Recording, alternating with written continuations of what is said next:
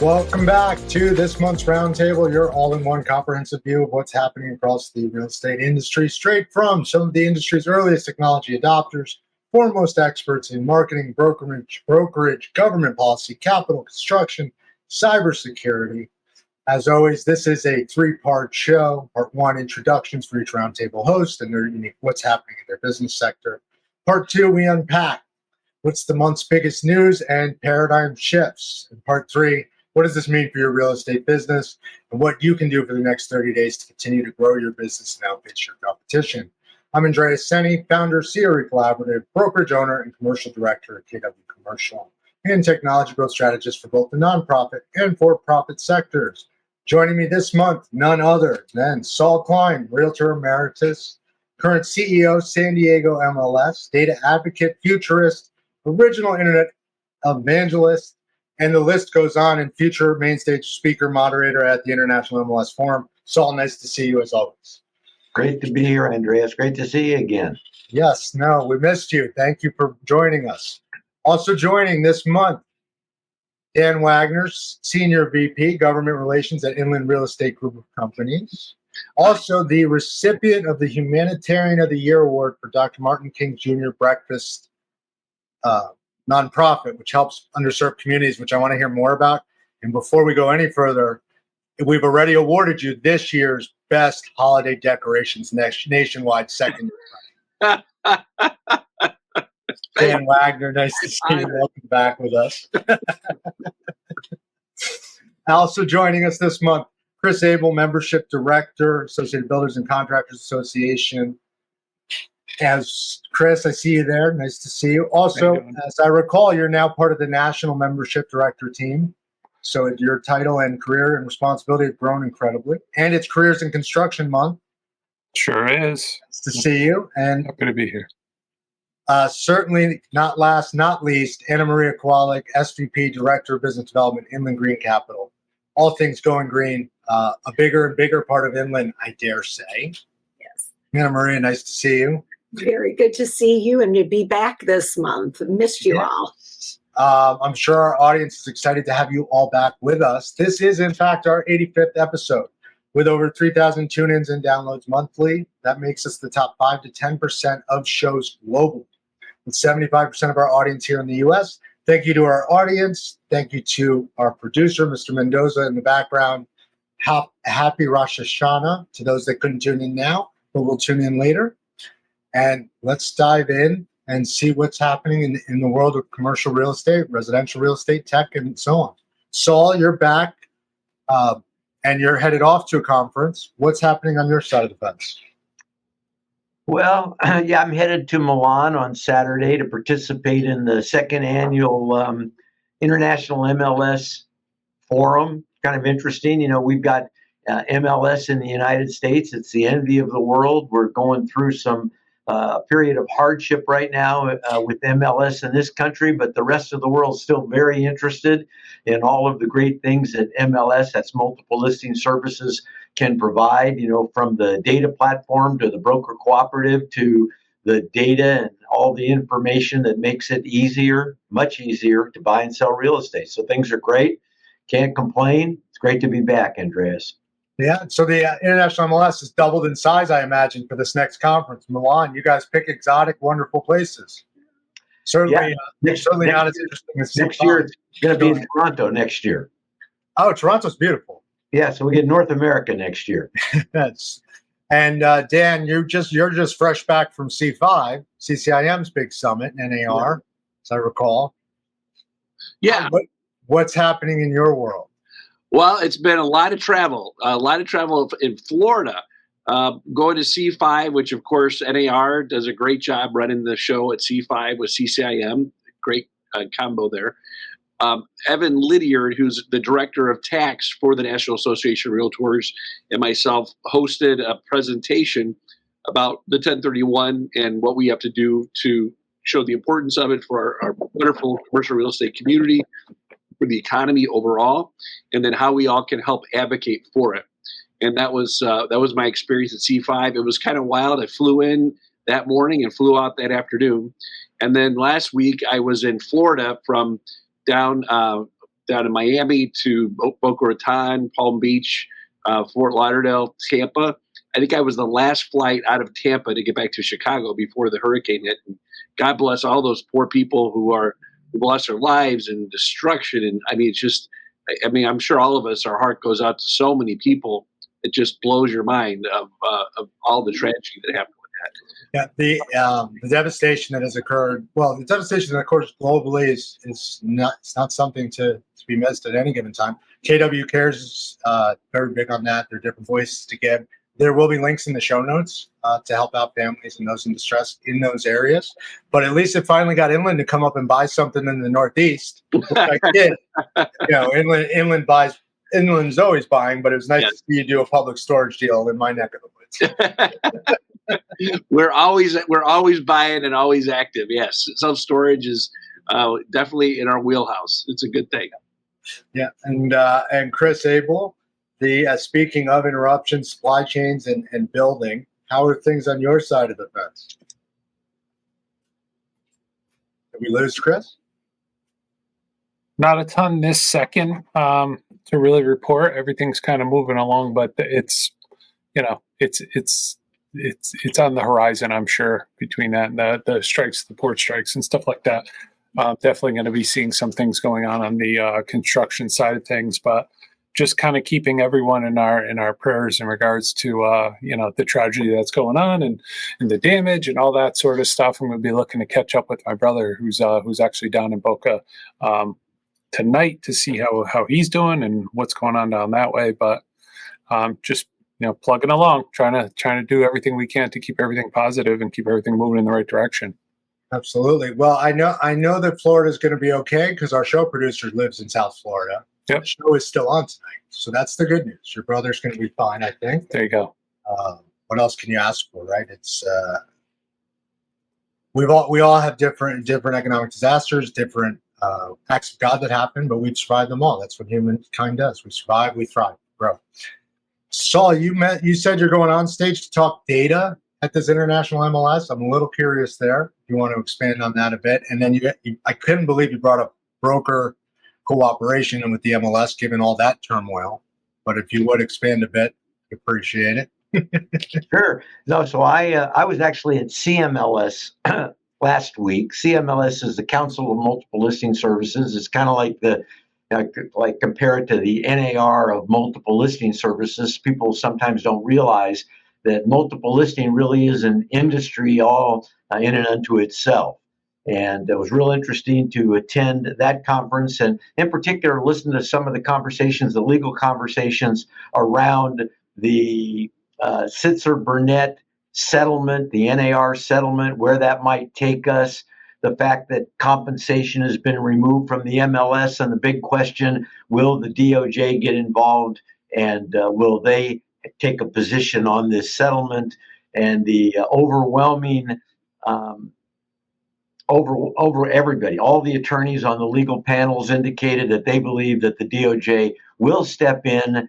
And so we will see more. We haven't seen the end of this removal of compensation from the MLS. But in the meantime, I'm heading to Milan to talk about data, the value of data. I've got a great panel, Victor Lund from Wave Group, Kevin Green, Senior Vice President and General Manager of CoreLogic, Giselle from Realtina, who's a developer, will be on that panel, as well as Jeff Borsch, who is the CEO of the Iris, one of the big MLSs in Colorado, which, by the way, Colorado's got some very interesting things going on around MLS and ownership of MLS and ownership of data. So my panel, we're going to discuss the value of the MLS, the value of data, how that data can be monetized, how the platform itself is an advantage to the community. The fact that MLS, even if it's not an offer of compensation, it's a place that everybody goes to find out what's available. It's a place that where everybody goes to find out what properties are worth so they can do comparative market analysis.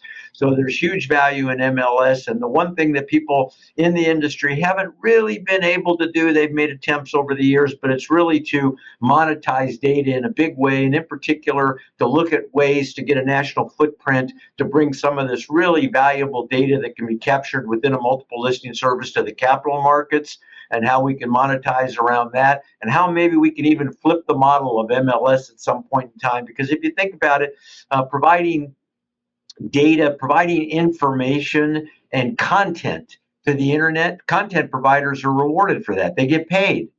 Unless you sell real estate, then you pay to have your content on the internet. And there's something wrong with that model where entities can take data from an MLS and can turn it into billion-dollar companies. And that's because the small mom and pop broker pay the same as the big giant broker. And that's because in the past, we've never been able to actually charge for data based on data consumption. But it looks like we're getting very close to being able to measure, to tag, to begin to charge people who receive our data based on that data consumption. And that's going to be a game changer, I think. So lots of great things to talk about. Oh, well, so you brought up a few great things there that are going to lead me right over to Anna Maria. So value of data, regulation, getting green with our data as far as getting paid. Landgate has done it. For those that haven't seen it, landgate.com has done an incredible job of showing us all of the different ways we can monetize an asset, non-traditional, right? So solar, can I put solar there? Can I go down underground and do mineral rights?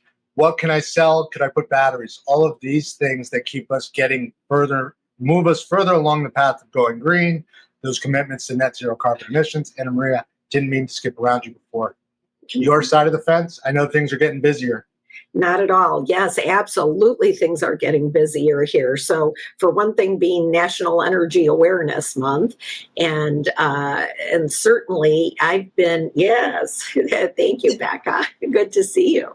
I probably have 3 to 4 presentations a week coming up, and so I am Sustainability Ambassador and going to be moderating a panel at the Chicago Build Expo and conference, and that'll be 2 days later this month at McCormick Place.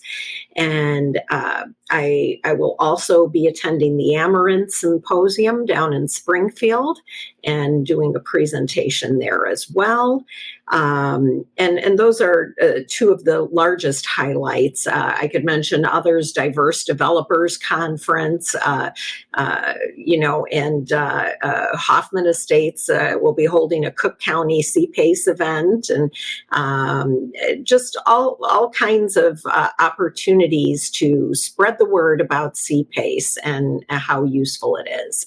Is CPACE continuing to accelerate in its adoption and its deployment and its availability of funds? Yes. So across the nation, there are now 40 states that have enabled CPACE by legislation. I think there are 32, if I'm not mistaken, active programs. So programs already up and running, validating the transaction against the state legislation, and therefore providing the ability to facilitate a transaction in that state. And so, and that's what I do too. I wear my 2 hats for the Inland Green Capital for-profit company that provides CPACE funds across the nation, but then also with the nonprofit organization, the Illinois Energy Conservation Authority, which is the program administrator for the 16 largest counties in the state and growing. We cover about 85% of the commercial properties in the state, as well as about 80% of the population. So keeping very, very active under both of those hats. And I might say that we just had our last month, the second annual large industry event for CPACE, and hosted it here in Chicago. And just like when I gave the Pace Nation summary when I had attended that program in Nashville back in June. So for the CPACE Alliance, we actually discussed a lot of the same program administration issues as far as providing more uniformity, growing the program to more states, helping those states which have recently enabled PACE to begin their programs. And then and also adjust some of the legislation in some of the existing states to make it less onerous and more accessible to all commercial property owners, which led to a conversation with the major capital providers nationwide. And how do we continue to do smaller transactions and make them affordable, lowering push them into the MLS and you promote them through the MLS nation. That's how you do it. Where you get a there great might be some marketing way team. for us to collaborate, so we'll see. Rebekah Carlson also joining us this month. Carlson Integrated CEO, women-owned business, past president of NICAR, and attendee of CRETech in November, right? Fellow attendee. Saul, you're invited. Dan, you're invited. Chris, Anna Maria, you're all invited. Come on down. I know it's not as attractive as Milan, but I'm going to be in his suitcase. Rebekah and then Anna Maria, we're going to circle back on what you had just said in a minute. What's going on in the marketing world? How are things on your end? I saw in your email you were busy on some very busy client task because I got an auto response. So it must be big things. Well, I've decided I'm putting auto email responses when I'm on deadline because I don't check my email anyway, and then I feel like nobody knows why I'm not responding to them. So this way, at least they know that I am hyper-focused and launching a giant website expansion and spending 8 hours straight looking at the same pages and double-checking, triple-checking everything because I'm a little anal retentive, and that's what I do. So there is that. But I'm around and everything's cool, and it's been a really great month from my perspective. First of all, because I love events. And we had ICSC Chicago, which was underattended, but still incredibly valuable. I love seeing all of my friends in retail real estate, and I love ICSC. I really enjoy the opportunity to put people together, and there's nothing like a show floor at ICSC to make that possible. We had a great conference here and got to host a client event that night.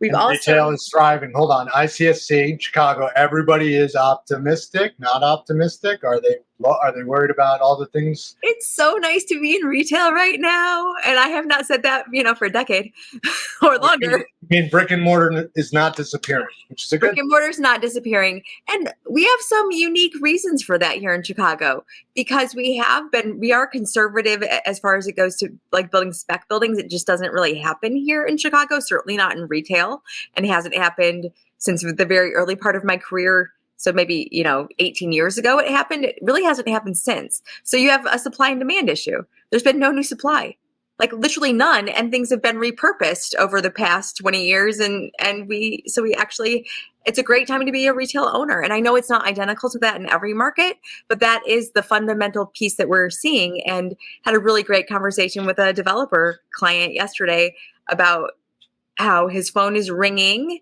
after the little drop in the interest rate, which is funny because I have a lot of other clients who've said nothing's happened and it hasn't spurred any transactions. But to hear that the developer's phone is ringing makes a lot of sense because there's a longer runway for building out a development. And there's projection. And to that point, Becca, the CPACE phones are ringing now again. A little bit more frequently and with opportunities on new developments particularly. So it sounds like you're both speeding up, not slowing down. Chris, while you said that things are a little slow now, it's not that that's because you've already got 98% of your members subscribed again like you do every year. That's what he's awarded for. I'm assuming. Working on it. But how is career development? And same to you, Dan and Saul. Are things just in general positive outlook? Not positive outlook. There's a lot going on in the world, but it seems like, my phone doesn't stop at this point. Now I'm just here broke, right? Well, Andreas, for my world, the government relations world, The big deal is for everyone to remember to vote, to make sure you're registered to vote and to vote, no matter what party you're in. It's our American way. You need to vote, you go vote. And so that's a lot of stuff is going a million miles an hour in that area. The 1031 like-kind exchange and all the different tax legislation comes up and falls off the cliff January 1st of 2026. We're going to have a new piece of our real estate and our tax laws have to be redone by then. And one of the things that is always up there now, the Democrat National Platform says that they want to eliminate the 1031. And then we also worry that some populist Republicans wanted to use the 1031 as a pay for to increase the SALT deduction. So to go from $10,000 of mortgage interest deduction to 20. So those two things we're educating members of Congress about. I am going to Washington, D.C. on Monday with NAREIT, the National, the Real Estate Investment Trust Organization. And Inland is a part of many organizations. But I do want to let you know, the National Association of Realtors obviously has been going through some interesting times, but as Mark Twain said, the reports of my death are greatly exaggerated. I was going to go with Saul's quote about what has NAR done for us? Well, they gave us the roads, and they gave us, let's go back to that skit. But right. They're out there fighting. But why is it important that you are also fighting and that our audience, those real estate professionals, be out there locally fighting? Well, when at C5, a great example of 1031 is that basically the folks that are involved with real estate commercial transactions, the grease that got them going was being able to have the 1031, and that's always been a big part. Even though there's been there has been a downturn on some deals, if they include the 1031, those are all up. So the 1031 is the very blood and sinew of our economy throughout every aspect of our economy in every area that there's commercial real estate. It's so very much part of who we are. We all take it for granted. It's just like breathing. We're connected to lots of elected officials. One mayor in Naperville, Illinois, a few years ago, he didn't know what the 1031 was. We had IPX 1031, the largest qualified intermediary, do a study, and they found like over $400 million worth of 1031s were done in a 4-year process. And the mayor just was shocked because the elected officials weren't asked by anybody about the deals that were done. They just happened because it's just part of our tax code for over 100 years.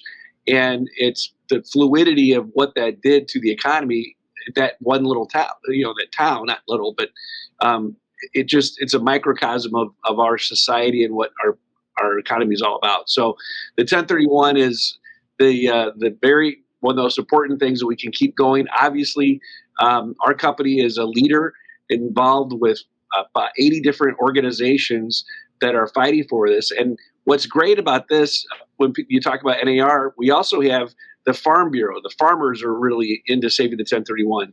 We also have the conservation groups are into saving the 1031. So there's lots of different groups that come together under this auspices to work together. And we're always meeting and talking to members of Congress. I will tell you, the Federation of Exchange Accommodators actually today just did an alert to people to let send a letter to your congressman or woman, and you just type in your address and it comes out. So if anybody wants to go to the 1031.org, just go to that website and then you can plug in your address and click send, and it'll send a letter to your congressman or woman, letting them know how important the 1031 is. So it's a really big deal. The 401k of real estate, right? Not just fat cats building generational wealth, but really it is, as you put it, the grease that keeps things moving. Because if a farmer inherits from his father that farm, he can't sell it. He's stuck with it. He has no reason to improve it, or so on, right? Right. It is really just a crucial part of our economy. Yeah. It's most often overlooked and easily has easy assassination attempts by politicians on both sides because most people don't understand it. Yep. But the MLS could also solve that if they would just quantify, qualify, and grade it. Saul, what are your thoughts there? Yeah, so I love 1031. I always have a phrase that I like to use to describe it is building estates with pre-tax dollars, right? And if you think about it, if you actually did a little exercise and you went through, bought a property, went up in value, sold it, took the money that you didn't need to pay the government and used it to buy another property, and if you did that over 3 or 4 properties, where would you end up? And it's like amazing the difference in being able to move equity from one investment to the other. I love it. To me, though, I don't think enough people understand it.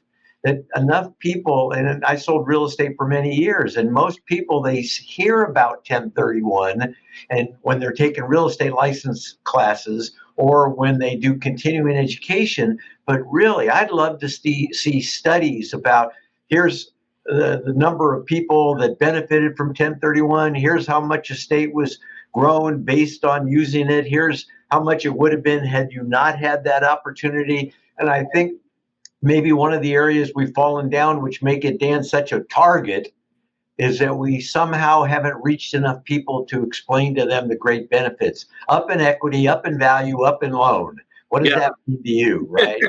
Right. And consistently improving your building instead of letting it lay to waste while you collect income because there's nothing left to do, right? Yeah. You want that capital gains. You want the value to improve, to grow greatly. So it's, Dan, do you have those stats? I bet you do. Yes, all those stats, just go to the 1031.org, and we have the micro and macroeconomic studies from Ernst & Young and Ling and Petrova that will go in depth to explain all the details of what the 1031 means to our economy, the jobs, and what probably one of the best things I love saying is the juice isn't worth the squeeze. So after all these studies were done, they identified that the 1031 brings in $19 billion a year from local, state, and national taxes. And if you were to cap the 1031 or eliminate it, that would bring to the Treasury about $2 billion a year. So you have a net loss of $17 billion a year to local, state, and national for getting rid of the 1031. It just, the juice is not worth the squeeze. It does not make sense to do that. And we just are constantly trying to wake up the elected officials about that. And that's well said and great statistics. I've been lucky enough to learn firsthand from the Inland School for 1031 for securities. Yay! On this subject. And to Saul's point, I can't tell you how many sellers I speak to. And I go, so where are you 1031ing to?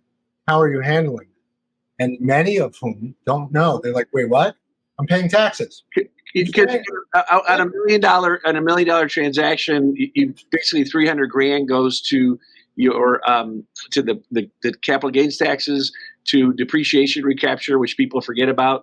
There's the Obama medical tax as well. So all that's a big deal. If you can plow instead of $700,000 into your investment, if you can plow all $1 million, I mean that's a big deal. And that $300,000 is used by the developers or whoever to improve the property.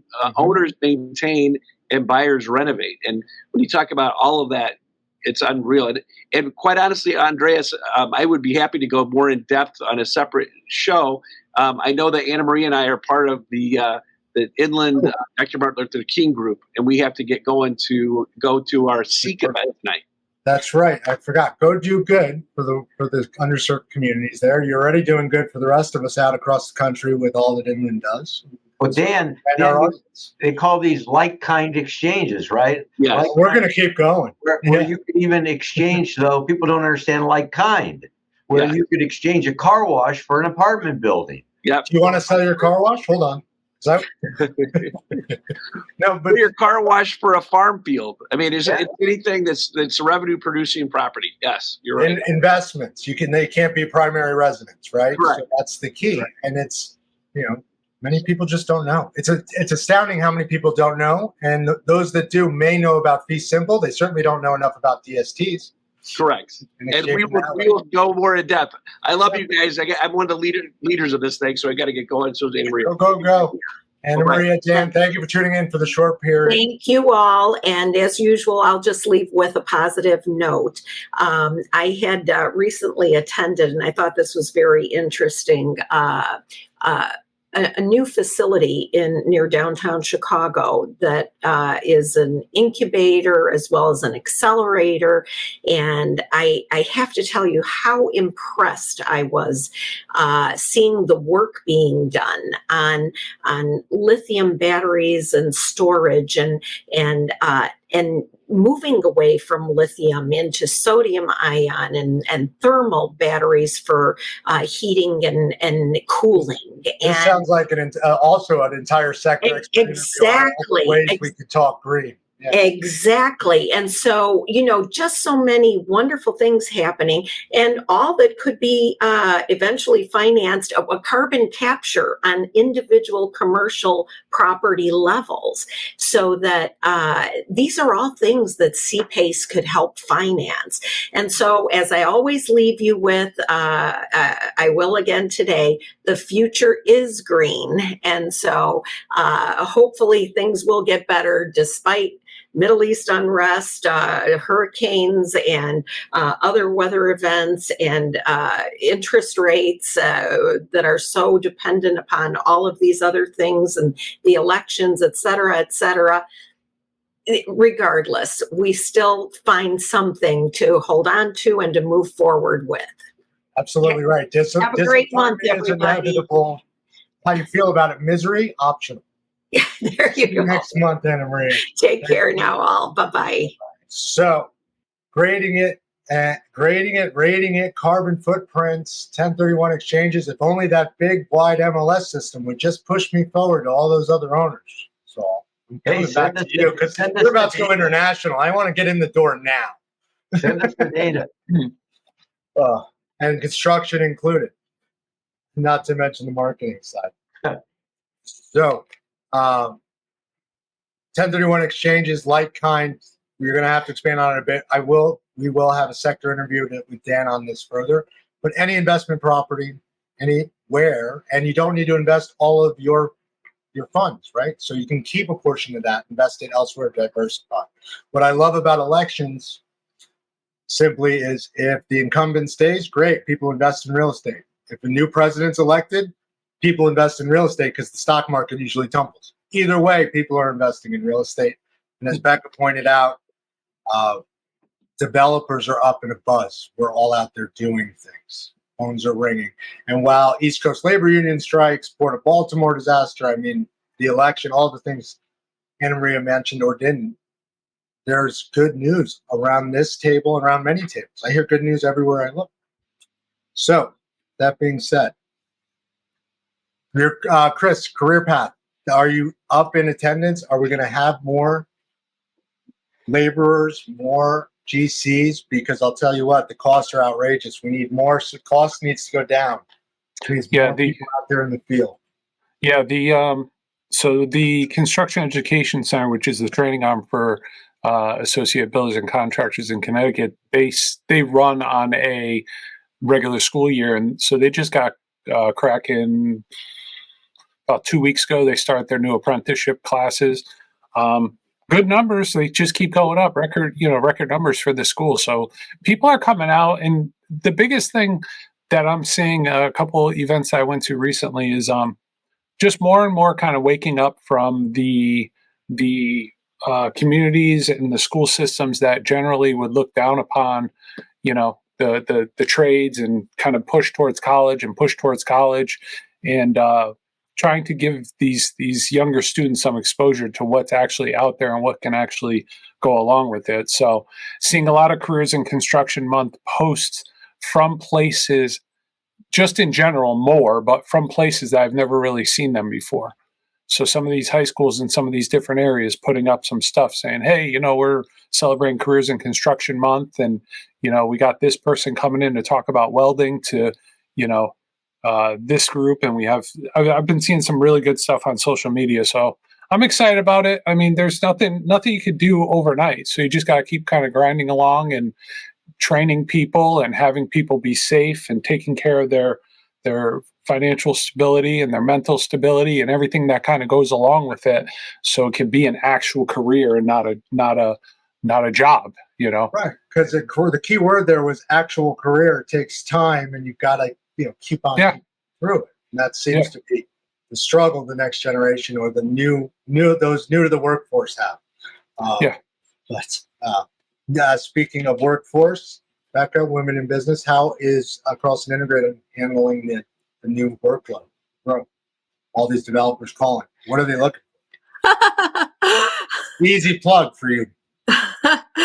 Well, we're building out consistent messaging, because with more development projects in the pipeline and some new service lines opening, we want to make sure that colleagues and friends know that there's a new additional service in the business that one of our developer clients is doing. They're doing owner's rep as well as construction and development, and they're not known historically as an owner's rep firm. So it's really exciting to be able to help them position that while also talking about all of the projects that they're working on in multifamily and retail. So kind of a nice blend for that particular client. Our clients that are owners are really focusing on leasing their portfolios, and I'm seeing a little bit of an end of the year PR push, which is really fun to see clients in the news. Yeah.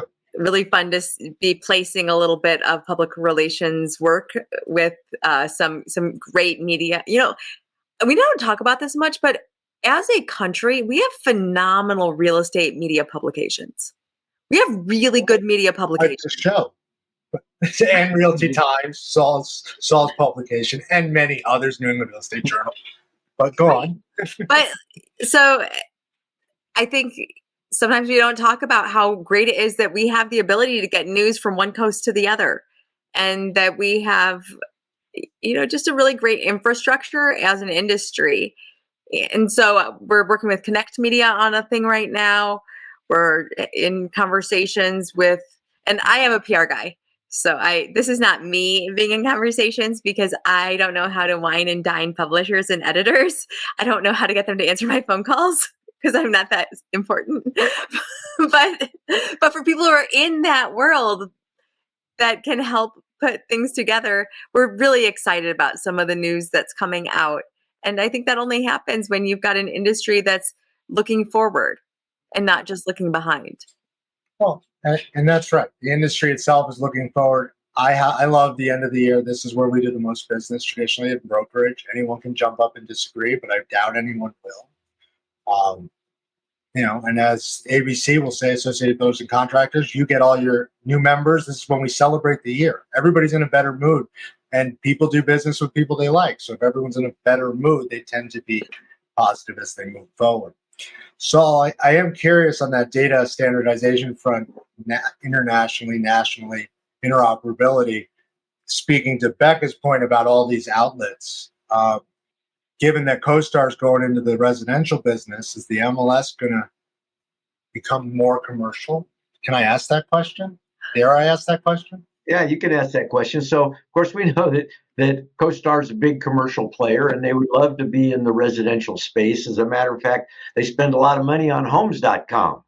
And so if you watch television at all, you see, what's the guy's name? I don't know, Jeff Silverstein or something like that. Jurassic Park. Right. Yeah. Right. So they're just homes.com spending just a ton of money around this idea of, the home and the community and what's going on in the community. So they're doing their very best. And at the same time, where do you think homes.com gets the data for their website? Homes.com being owned by CoStar. They get it from the multiple listing services. So us brokers. Yeah. Which comes from the brokers, right? So the brokers have to go out and they get that data, and they have to be in business. They have to spend money being in business, and then they have to pay to join the MLS. And then the MLS then distributes that data, and then companies like CoStar or Homes.com, they make trillions of dollars, make it billions. Someday they'll be in the trillion range on this data, on the backs of the real estate brokers and agents who I always say work for free, work for free, work for free, work for free, close a deal. And so is it even right? Is it even fair that we as an MLS will distribute our data to a broker or a giant entity that just happens to have a broker's license, because that's the way they get that data, for the same cost? And in my mind, it's not fair. And so what we really need to do is we need to say, if you're we need to be able to, as an MLS, charge you for the data based on your consumption. And so if we can actually meter the amount of use, we should then charge for the amount of use. And if you're mom and pop brokerage firm and you're only attracting a few eyeballs, but if you're a giant brokerage firm and you're attracting 50 million eyeballs a month, then you ought to pay for that. And so we're actually looking at technology, Andreas, I'm sure you'd love it, that would allow us to meter and bill based on consumption. Now, the technology, people say, well, the technology's been the hard part. Yeah, the technology's been the hard part up to this point, but now that we got the technology, I'll tell you, the hard part's going to be to go out and socialize this idea. Well, but that's a one-side meter and bill the brokers for how many visits they get, which is a marketing question, cost of acquisition, cost of visits, right? I want to flip that over. What about metering and paying the brokers for the amount of data they input in real time? Because real-time data in real estate's 30 days, except for that's a great thought.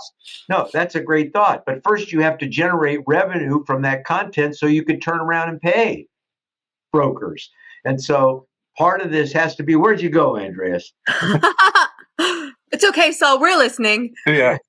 So part of this then is we have to be able to create the model, and we created the technology to do it, then to be able to say to people, like 90% of the brokers don't consume a whole lot of the data. So the charge to them would not increase at all or very much. It's to the big entities that utilize that data. And if in fact we can charge based on consumption, and if we can package that data up and sell it to other people who might be interested in it, like the capital markets, then we generate enough revenue to where we could, to your point, Andreas, we could say, because there's going to be more competition in the MLS world. People say, why should I give my data to you? I'm going to give it to this brand new MLS that just popped up. Well, you should give it to me because we're going to pay you maybe. Well, we'll pay you $100 for that listing. If you give us that information in 24 hours, we'll give you $500. But to be able to pay that, we have to be able to package this data to the secondary market, to the capital markets, to people and who would use it. And then we have to be able to do that. We have to be able to meter the usage and bill accordingly. So you're right on track, Andreas. You're just a little bit ahead. We got to generate the revenue from the data before we can then turn around and start to compensate people for the data that they contribute. They contribute to the co-op, because an MLS is a broker cooperative. It's about brokers cooperating with. So you got these other companies that come in and they get a license to sell real estate. And they don't sell real estate. They don't actively endeavor. They get a license just so they can receive the data, and then they take it and put it on a website, get a lot of eyeballs, sell the leads back. And that's not really a fair model to people that list and sell real estate that are members of the co-op. So wouldn't it be great to kind of change that model? And so there are a number of people that are working on that. Well, and it is changing, at least commercially it's changing, and it's changing by way of the fact that commercial brokers are guarded, right? They're being more guarded with what they say and what they put up online, with some exceptions I can't say publicly, but like listings that are no longer available, right? They're just billboards at this point. They're up and they're sitting there. The MLS is the only one that I know of commercially that requires that 3-day, that 72-hour update, right? Or else you're being fined. So truly, it's you're on your way to being the Bloomberg terminal for real estate, which is the golden ticket, right? If you can meter it in both directions, that would be fantastic. Yeah, and you can. And the rule you just mentioned is called mandatory submission. Mandatory submission is what makes MLS work. It said, I'm going to put in my good listings and my bad listings, and you're going to put in your good listings and your bad listings, and we'll all do it within some period of time so that we don't have the opportunity to just necessarily sell the properties ourselves. Then with that kind of understanding, you create this broker co-op, and a lot of positive will come from that. But you have to have rules that allow you to do that, right? And those rules get challenged and all the time, which goes back to NAR giving us the roads and the policies and so on, and the MLS. But National Association of Realtors, card-carrying member. Everyone is a card-carrying member except for Chris, who gets a pass because he refers his real estate business out to us, and that's just fine. Is that the car wash behind you, Saul? I'm seeing back yeah, there. that's the car wash. I don't see solar panels on the roof. Where's the CPACE loan? If you look real careful, you can see John Riley. He's standing there. Right? Yeah, that's John Riley. I took that picture, and that's John Riley. Hey, but while we're talking about value and property and commercial property, I think you might have seen the link that I sent you that from placesplatform.net, where they did data. An amazing study with Cushman Wakefield, and they did 15 cities. They're going to expand that to 35 cities, and it's all about the future of cities. And it's all about how much revenue gets derived from a certain geographic area. What's the proper mix of residential, office, industrial to maximize the benefit? How can the cities make more money? How can they turn around and use that in a socially responsible way? So if you haven't looked at that study, it's fascinating. Well, we'll actually put it in the show notes. I'll have to pull it back and put it in. But it's not just that study. So you have CRETech, right? Commercial Real Estate Institute up here in Boston. And they've got similar to Places. Places is incredible. For those who haven't seen it, take a look.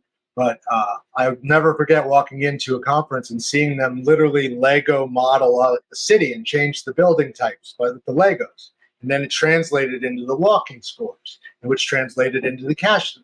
The data is there. The real-time data exists. It's just a question of monetizing it, to Saul's point, and building out the infrastructure to support it. Over there to you, Chris. It is. We're getting close to the top of the hour here at 6:47. As time flies by, I missed everyone last month. Although we did incredible without you. It's one of the highest watched shows so far. The biggest tip for the industry that you can give for the next 30 days, it's October 3rd. Besides get out and vote, what should every individual practitioner be doing, whether they're a GC, whether they're a broker, whether they're an investor, or an MLS exec? And Chris, you're to my right. You're on the bunch window this time. Yeah, I'm gonna go with something that I've been chatting a lot with our members recently, and this is more the subcontractors, specialty contractors. We're coming around a time where the weather's starting to change, obviously here, especially in the Northeast, and they're all looking to keep their people busy and trying to get creative in ways of keeping their people busy so they don't have to lay anyone off and keep everyone moving. And I'm just going to encourage the contractors, whether it's the GCs or the specialty contractors, to come up with those projects, come up with those ways of keeping people not only working, but also doing stuff that is actually meaningful and working towards some sort of goal and some sort of project to kind of get through some of these months that tend to be a little bit slower. So people aren't straying, people aren't going to look and see what the next move is or wondering what's going on with the business. And also, with that being said, having the owners being a little more upfront with, hey, we're a little bit, we might be a little bit slower going into this month, but I'll tell you what, I'm going to have you work on this, or what are your thoughts on working on this? Maybe getting into some trainings, maybe doing some professional development during some of these slower months. That way, if they're investing in their people and keeping everyone busy, there's plenty of opportunities to educate yourself, educate your staff, and keep people moving in the right direction during a time that things can slow down a little bit. Like you said, holidays are coming up. People are in a good mood. We're getting into the cooler weather, but you still want to keep people happy on the professional level and have them, that idle time of starting to look around or talk to people about their next, what their next moves may be. They should be within your company and not outside of your company. So keeping people busy and keeping people motivated. Busy, motivated, and loyal within the companies they exist in, right? Growing within their sphere. So that's fantastic. Keep them. Try to get them half as busy as me. Is what I'm trying to say. If I'm going to call it out anyways, I had somebody quote a friend of mine 3 times the expected cost for a job on a development. 3 times. 3 times upcharge because he went like this and he checked the windage and he said, "Oh, this is a nice deal." And promptly we introduced him to 2 others, which is a plug back to ABC for providing the other GCs. Yeah. So thank you, Excellent. as always, for all you do and your association. Sure. Becca, you're next in my clock here. Well, building a little bit on what Chris said, I think for all of us, anytime there's disruption and there's change and modification in the world around us, whether those are macro or microeconomic influences or simply industry related alterations and changes, those are times where you can explore other revenue sources and ideas. They're not times to just batten down the hatches. They're times to do a little bit of exploration. Every business needs multiple revenue sources. No business can survive or should survive on one single client, one single niche. We all do a lot of great things. So Andreas does real estate brokerage, but he's working with different kinds of clients. He's working with buyers and sellers. He's working with commercial and almost cycle. Tenants introduce us to landlords introduce us to investors, all the while building on tech and growing our network. Hat tip to Jonathan Stein, network is your network, to your point. But yeah, go on. Sorry, couldn't No, you're good. Yeah, no, Able to diversify your revenue streams and pay attention because things are changing. And there are every market, every industry, every product type has its own cycle. So pay attention to where you're at in your cycle. I think it's easy to put your head down and just do your work. But well, if you're in my market and you're asleep at the switch, great. That's fine. End of the year, we'll do better. We're going to do more. Love that. Go holiday shopping. That's okay. And certainly, now over to you, Saul. What is the biggest tip you're going to give to our audience, Saul? And you can channel your partner back there at the car wash, John Riley. I'll add to what Becca says, and that is we used to call it ARPU, average revenue per user. Right? What's your ARPU? How can you maximize the customer base that you already have? How can you capitalize on probably one of your greatest assets, which is trust? And that comes, Becky, you talk about being able to offer more products, offer more services. The world is changing. And I'll probably say this again next month, that it is getting towards the end of the year. This is the time to begin to think about 2025. This is the time to start visioning. You ought to do a personal SWOT analysis: strengths, weaknesses, opportunities, and threats. Do your own personal SWOT analysis.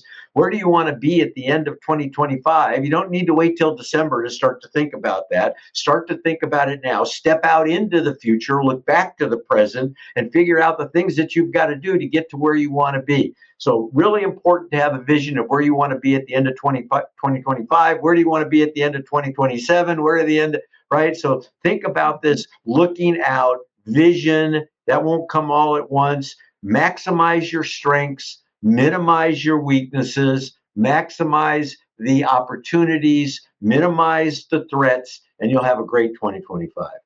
All right. Well, and so building on all 3, right? Envisioning your career, planning not just for the short-term dollars, but the mid and long-term strategy. What are the obstacles? Will you inevitably obsolete yourself, or are you growing in your value? Is your value chain growing to your consumers? The thing I like to teach and train to my division, my team, is simple. You're not here to hit singles with a customer. You're here to grow a relationship with a customer that starts with maybe a lease transaction turns into an investment. Then that investment turns into multiple investments. We are lucky enough to be in an industry, all of us, where every relationship is on repeat. Even residential, people buy homes every 7 years, right? It's on repeat if you're in front of them. And that goes to, in short, the law of proximity. It's a contact sport. If you're not in front of them, either in social, all channels included, it's whatever the new one you said was, Threads, Becca. If you're not at the conferences, if you're not actually out in front of them on Google and LinkedIn and social media and on shows like this, I can't tell you how often this show comes up or other things come up like Google My Business. But at the end of the day, that law of proximity, it's who I know and who know me well that take my call. So that's my advice. Get back on your phones. If you guys have forgotten how to talk and all you want to do is text. For the love of God, get back on your phones. I just see more and more of it. It drives me absolutely insane. I even got a special headset to make sure people can hear me better, right? Talk on your phones. Or don't. And I'll just keep taking market share, as will other competitors, of course. But to everyone's point, the market is evolving. AI won't replace any of us, but people using AI will, and people with better tools get paid more money. People that specialize in certain areas can charge more, clearly. Right? So with that, don't forget to tune in and don't forget to show up first and foremost at CRETech November with us. CRE Collaborative. Use our special code for a discount. Register to attend by following link and use CRE code CRECo.ai NYC for 20% off. Meet with Becca, meet with myself, meet with VCs. This is the largest industry event where green tech, prop tech, and commercial real estate technology collide with venture capital. The day is here. The day is here. It is with great excitement that I welcome you all to CRETech New York City 2023.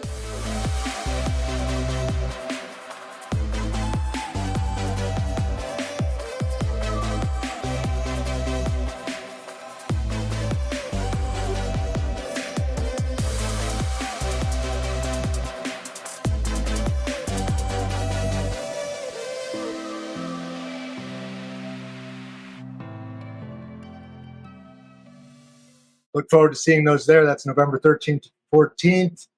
Also, tune in again with us next week for our sector expert interview.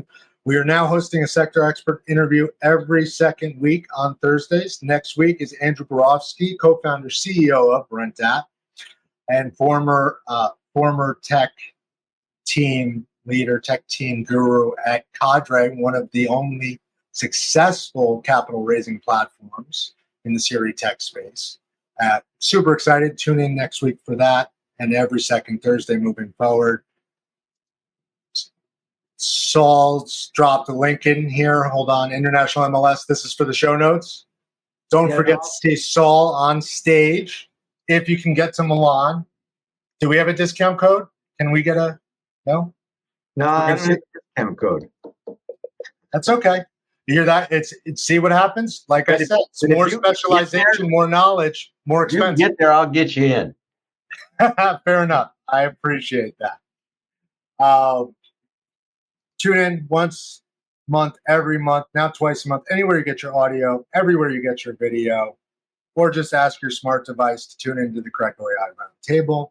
Please do share, rate, and review us. It really does help.